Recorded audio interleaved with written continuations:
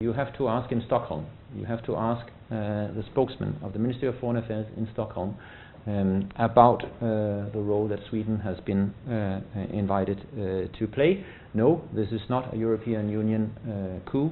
The European Union head of delegation in Uganda, Ambassador Kristian Schmidt, says Uganda must not wait for a crisis to begin talking, as is the case in her restive northern neighbor, South Sudan. Obviously, national dialogue. You don't want it when you are in the middle of a crisis. South Sudan is pursuing national dialogue now. The DRC is pursuing national dialogue. But when you have a tension and conflict, it's very difficult to get the parties to meet.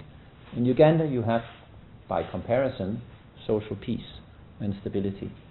Have that conversation.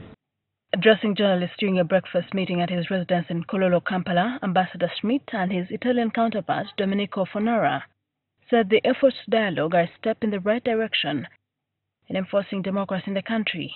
We detect that there are unsettled issues in your politics, and it's the nature of multi-party democracy to sit down and talk, sometimes in the parliament, but sometimes outside the parliament.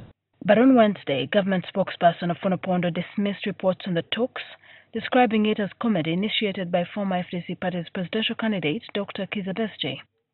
Government would like to state again categorically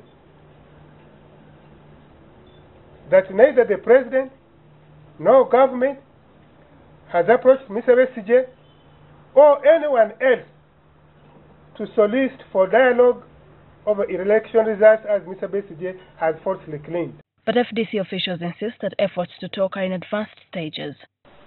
But in principle, we both have agreed to talk. Even the chosen mediators, the Swedish government, have confirmed to NTV that progress has been made on the talks. The diplomats also engaged the media on the implications of Britain's exit from the European Union, the Brexit question on Uganda. I don't see that there are things that we will now do radically different without the United Kingdom. Britain has been the second biggest contributor to the European Union. They will take away a chunk of the resources, so it will force a prioritization of the European budget. But as I said, our commitment to development cooperation is not one that is made every year on the basis of the mood of the day. Mm-hmm. This is set out in long-term commitments.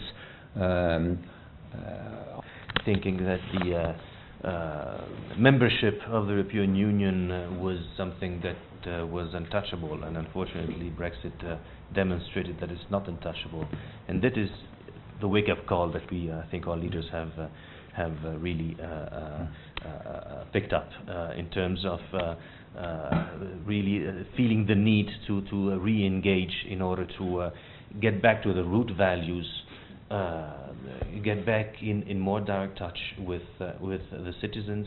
Now, whereas Ambassador Schmidt says Brexit is regrettable, the envoy said the exit will have no short-term implication on ties between Uganda and the EU. Shidan Rochre, NTV.